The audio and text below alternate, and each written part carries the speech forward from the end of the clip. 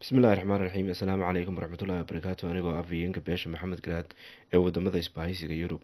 Waxaanu baaqo soo saaraynaa falkii argagixisada iyo lama filaanka ahayd ee ka dhacday laascanood dusheeda. Marka koowaad waxaanu tacsi u diraynaa eheladii iyo qaraabadii ay ka kala geeriyoodeen labadii nin ee ku dhintay shilkaas oo ahaa mid la doonayay in lagu wiiqo laguna hakiyo geediga dheer ee loogu jiro horuwadida maamulka khaatumo iyo jiritaanka shacabkooda, taasoo markii hore laga soo bilaabay taleex raadkeediina weli sii muuqdo iminkana ceerigaabo iyo saaxdheer.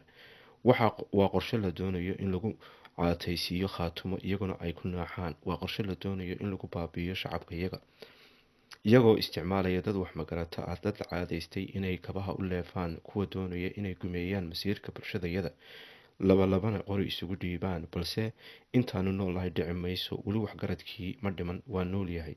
waxay noo tahay casharo u baahan in wax lagaga qaato. Waxaanu ka codsanaynaa in maamulka khaatumo dadaal xoog leh u galo sidii xal degdega loogu heli lahaa iyo nabad waarta.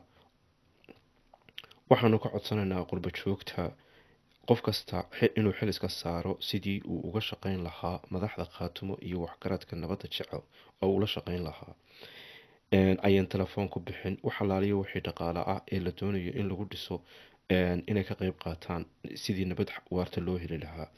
Waxaan kaloo baaq soo saarayaa labada beelood ee dhibtani dhex martay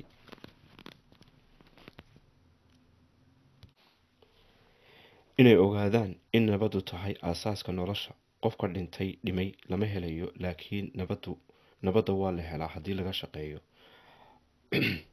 waa in laysu tanaasulaa oo qof waliba uu qofka kale u tanaasulaa. Idinkaa isku degaana, isku daaqa, isku biyo ah, isku dhiiga. Colaad ninna waxba u tari mayso. Colaadu labadan ilaa xaawiye aadan halkaasay dadkani ku beernaayeen, halkaasaadna ku beerantihiin, halkaasaadna ku noolaanaysaan ilaa adduunku dhinaca kale isaga rogayo. Reerna reer ma dhammayn karo, reerna reer ma baabi'in karo. Waxaad isku haysaan wax ma aha. Biyo iskuma haysaan, oo degaan iskuma haysaan, oo dhiig iskuma haysaan, oo dhaxal iskuma haysaan. waxaa meesha ka dhacay ee dilka ah, xaqdarrada ah, ee fawaaxishka ah, ee siyaasadda cadowgu isticmaalaya ay ka mid tahay. waa waxyaalaha aada isku dilaysaan. Wax allaale iyo wax meesha idin dhex yaallo oo idin dhex maray midna ma jiro.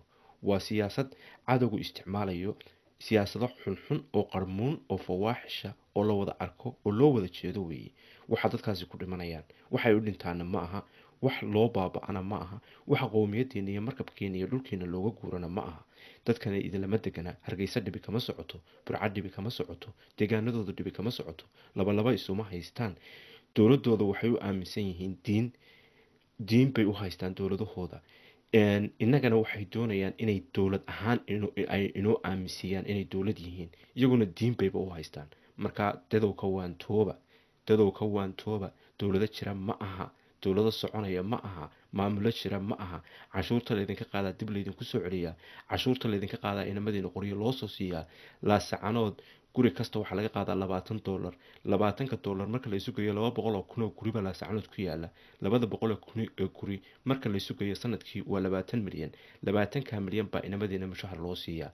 20 milyan adiga lagaa qaaday ayaa dib lagugu soo celiyaa. waxa lagugu dilayaa waayada, waxa la isugu kindirayaa waayada, waxa dhibaatadan iyo qaskan iyo qalalaasahan iyo nacaybkan iyo kala fogaanshahan keenay waa lacagtaa adiga lagaa qaaday ee dib lagugu soo celiyay, cashuurta lagaaga qaaday. war khaatumo waa maamul. war sida maamuladooda ay u aaminsan yihiin sida diinta, idinkuna maamuladeena dowladu aamina. markaasaad horumar gaadhaysaan. midnimadu waa aasaaska nolosha. midnimadu waa tiirka koowaad ee nolosha. midnimada ha laga shaqeeyo, wanaagga ha laga shaqeeyo, isku duubnida ha laga shaqeeyo. ha la ilaaliyo kabaleefka, ha layska ilaaliyo kabaleefka, ha layska ilaaliyo afmiishaarka, ha layska ilaaliyo nahnahlaha, ha layska ilaaliyo laalushqaataha, ha layska ilaaliyo kan tuugga ah ee dhuumanaya dhabarku muuqdo. ha layska ilaaliyo baadida ninbaa kula dayday oo daalna kaa badana aad doona inaad heshadaaya nabadkaaye. waxaasoo dhan in layska ilaaliyaa fiican. waxaasoo dhan in laga waantoobaa fiican. waxaasoo dhan in laga digtoonaadaa fiican. dhaqaalo waa la helaa laakiin dad lama helo.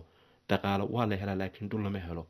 dhulkan aad degantihiin idinkaa iskale. ku wada noolaada, wada cabba, wada daaqa, kala guursada. awalba saasaad u wada nooleedeen, awalna saasaad u wada noolaan jirteen. dhibtanna ha laga baxo dhibtana ha la ilaawo dhibtana ha la iska daayo wasalaamu calaykum waraxmatullaahi wabarakaatu horsocodku ha jiro kabaleefku ha dhaco cadowgu ha dhaco kuwa cadowga u shaqeeya ha kasii daba dhaceen wasalaamu calaykum waraxmatullaahi wabarakaatu